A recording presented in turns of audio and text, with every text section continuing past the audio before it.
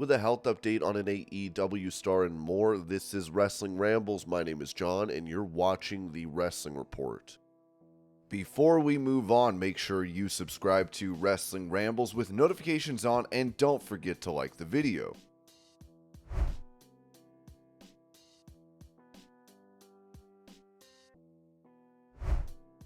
With him ending a gigantic losing streak, this was said about Jinder Mahal by Ringside News. WWE live events are known for their unpredictable moments, and the Super Show in Montgomery, Alabama this Saturday was no exception. Jinder Mahal managed to end a significant losing streak during the event. Jinder Mahal was also part of last night's Super Show, securing a victory over Ricochet and breaking his prolonged losing streak. This win marked the former WWE Champion's first victory on the live circuit in 1,870 days. The last time Jinder Mahal secured a victory at a house show was on December 7th, 2018, where he defeated Kurt Hawkins, Heath Slater, and Rhino in a fatal four-way match. Notably, Mahal experienced a losing streak, losing over 60 matches during the period between that victory and his recent win.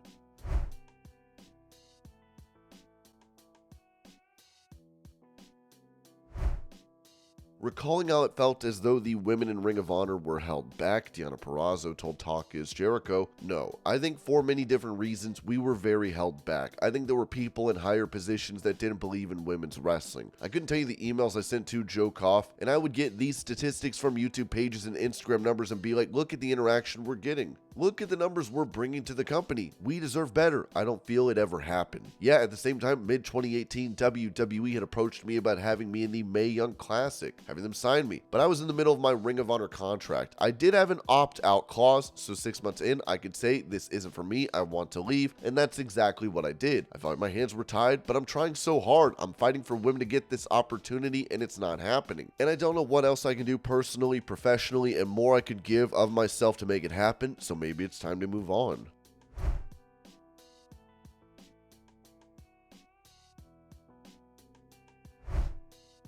Sharing his view of CM Punk's two-fight UFC run, Ernest Miller told the Spotlight with Jeremy Lambert and Steven Jensen, "I can look at someone and tell whether or not they can fight. When I looked at CM Punk fight, his real fight, I got 12-year-old kids who would knock CM Punk out." Make sure you write that. I think he's probably the worst fighter. He might be good for wrestling. I don't understand this business anymore. I don't understand how a guy can expose himself to be such a sorry fighter and then the company brings him back to talk badly like he could beat everybody. Back in the day, when we were wrestling, if a wrestler went in and Tough a Man or a karate show, I got video footage of me knocking guys out. That's the video they used to say, "This guy is a legit fighter." I was able to do that. Could you imagine if I got my ass beat by the worst guy in the UFC? I would never be on TV again back in those days. How in the world does this guy get exposed for being a terrible fighter? There's nothing about him that says he can fight. CM Punk, I didn't see one thing that substantiates anything he can do in combat sports. He can't throw hands. He had no punching, no power. He didn't have any movement. I don't know what the hell he was trying to do. It didn't look like he was trying to wrestle, but this guy's on TV making millions of dollars talking because the fans today are stupid. They want to believe what they want to believe. You can show somebody something, and if they see it now, they have to determine whether they believe it. I just showed you somebody who can't fight, but you put him in a ring and think he can beat up everybody.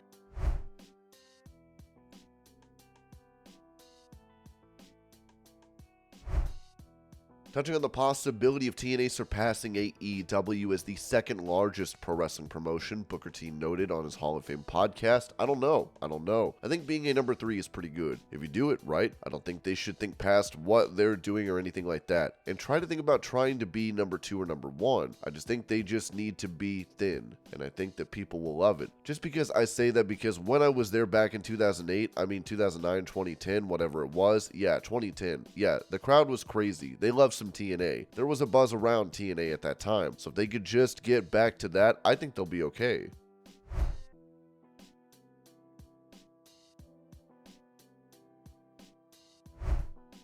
At a WWE live event, Cody Rhodes brought a fan into the ring that was dressed as him.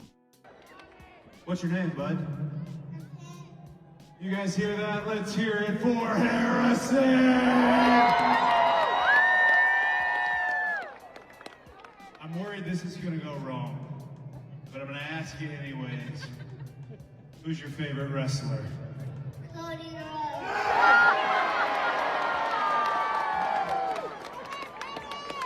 Very nice meeting you, my friend. Let's hear it for Harrison!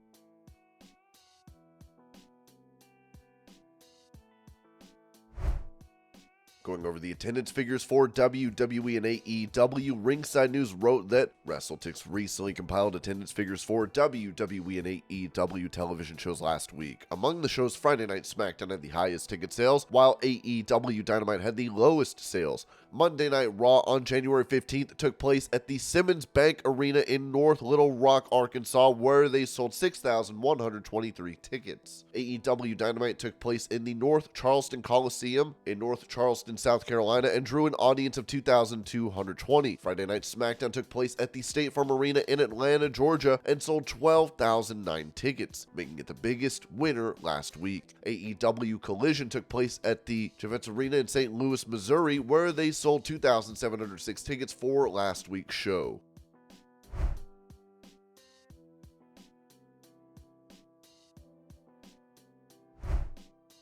When it comes to what is next for Shelton Benjamin following his release from WWE, he said this on the Kurt Angle Show. "To be honest, I don't know. I'm still weighing options. I've had a knock on my door here and there. I have no commitments, nothing major to announce aside from a few indie dates and a lot of autograph sessions. I've been taking my time on deciding what I want to do next. I'm at a point in my career where I want to have fun. If it's not worth it, I want to have fun and make money. If it's not worth it, I just don't want to do it. I'm not trying to build a name. I have a name, but I want to be where I'm appreciated and featured and can have some fun. I've never had the superstar complex where I have to do this. No, January 10th marked 24 years in the business for me, and I've been extremely fortunate with injuries and family life that I can still go out and tear it up with the best of them. I'm just not sure where that's going to be at this point. I'm taking temperatures all over the place."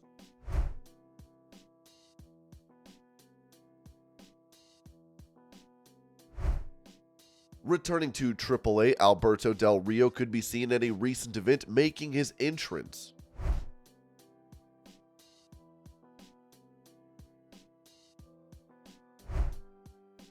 Following the tragic passing of independent pro wrestler Francisco Ciazzo, a GoFundMe has been started for his funeral expenses. It reads, "Frankie's presence was a source of inspiration not just to his peers in the locker room, but to all who encountered him beyond the confines of the ring. Renowned for his kindness and unwavering loyalty, he was deeply committed to nurturing and preserving the spirit of professional wrestling. Frankie's departure was serene as he passed away peacefully in his sleep due to congestive heart failure. This sudden loss has left us unprepared, and we find ourselves seeking support to arrange a funeral/memorial befitting the remarkable person he was. I am profoundly grateful for the outpouring of sympathy and support from everyone during this challenging time. The wave of love and solidarity from both within and outside the wrestling community is truly overwhelming and something Frankie himself would have been deeply moved by."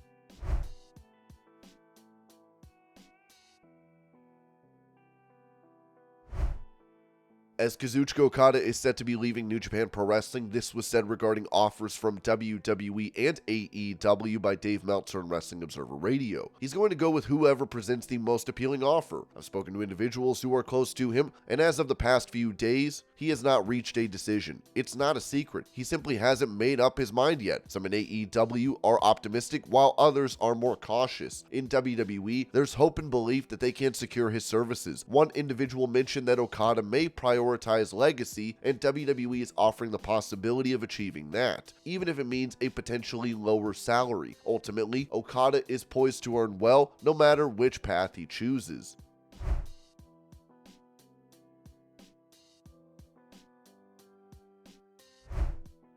Providing an update on Kenny Omega, who is suffering from diverticulitis, Dave Meltzer noted on Wrestling Observer Radio, "It's going to be nothing for 7 weeks, and then in 7 weeks, they're going to see how everything goes, and at that point, he'll either need surgery or I don't know how he won't need surgery, but if he can heal. Normally, you would have already done the surgery right away, but his condition and everything was so bad that they could not risk the surgery at the time, and now they're kind of it's going to be in 7 weeks. He'll either have the surgery or he won't, and then at that point, we'll see. He's in a tough situation. I feel very bad for him. Until that happens, it's a painful situation." And this was your pro wrestling news update. I hope you're all having a great day. Thank you so much for watching, and I will see y'all later.